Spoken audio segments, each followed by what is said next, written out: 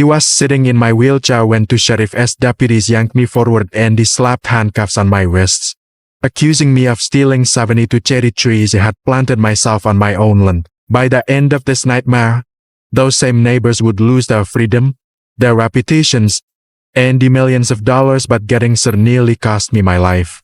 Welcome back to the channel, everyone. Today's story is an XXL, full-length nightmare that starts with a peaceful retirement and the unseen courtrooms, prison sentences, and the lawsuit so insane it still doesn't feel real years later. This story was originally shared by the person who lived it, and I've condensed it into a single narrative that still captures just how far things spiraled.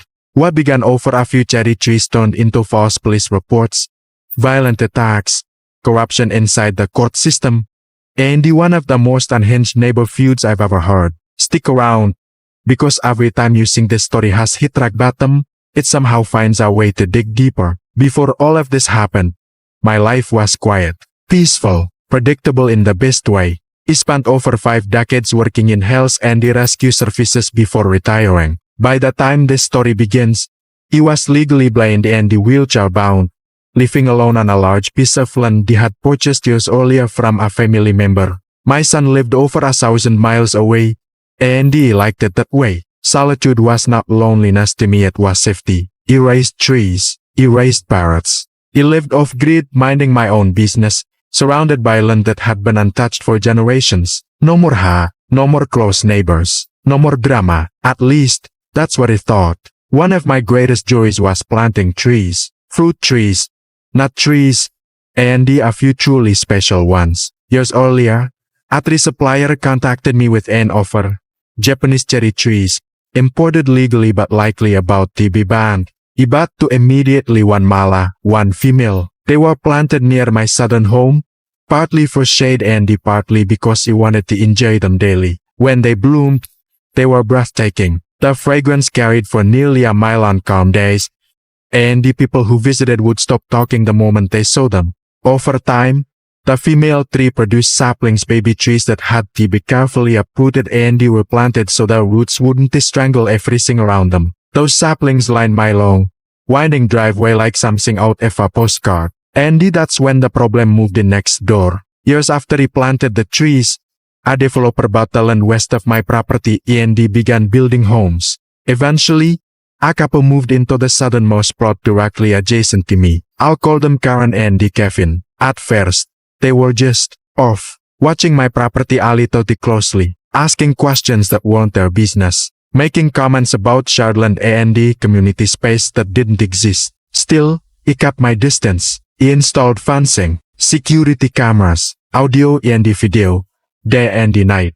Not because of them specifically, but because produce from my land had started going missing. That decision would later save my life. One spring morning, I was out uprooting cherry saplings to replant them elsewhere. I was on the ground, working slowly, when Karen stormed out of her house demanding to know what I was doing. I explained calmly that I was moving saplings to give to a neighbor further north. She snapped instantly, screaming that the trees belonged to her and he had no more right to touch them. I told her no more. They were my trees, on my land. That's when she tried to climb my electric fence. The shock knocked the wind out of her, and she went ballistic, screaming, swearing, accusing me of assault.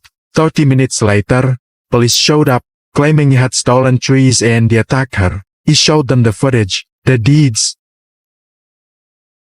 the receipts, the import documents with my name on them. Karen was trespassed that day. It would not stop her. From that moment on, Karen and Kevin made it their mission to destroy me. Police were called repeatedly. Claims changed constantly. First it was stolen trees, then money, then harassment. At one point, Karen showed up with a megaphone, screaming insults across my property line.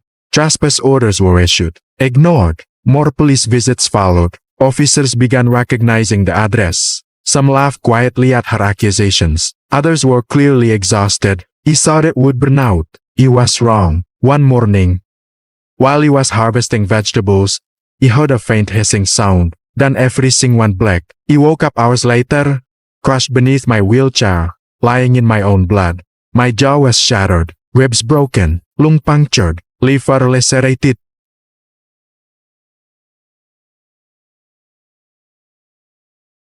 Officers found me by following my security feeds. I spent weeks in the hospital. Investigators later discovered that Kevin had sprayed paint on the cameras he knew about. What he didn't know was that he had others hidden in trees and along the western wall. Footage showed 3 men beating me while Kevin stood there, shouting encouragement. They were Kevin's brothers. Arrest warrants were issued across multiple states. All 3 were extradited. Things should have ended, sir. They didn't. Section 10 The arrest while he was still recovering. Sheriff's deputies showed up at my door with an arrest warrant for me. He was accused of grand theft, harassment, and filing false police reports. They claimed he had stolen 72 cherry trees worth over $30,000. The warrant had been pushed through by Karen's sister who worked in the county court office. He was arrested, humiliated, processed. My lawyer went nuclear. It took over 2 years to unravel the corruption. Charges against me were dropped and expunged. Karen, Kevin, and the sister pleaded guilty to lesser charges. The brothers who attacked me received long sentences. Restitution totaled hundreds of thousands of dollars. He countersued. The settlement was $3 million. He ended up owning 5 of their homes. He eventually sold everything and he moved away. The cherry trees still bloom every spring.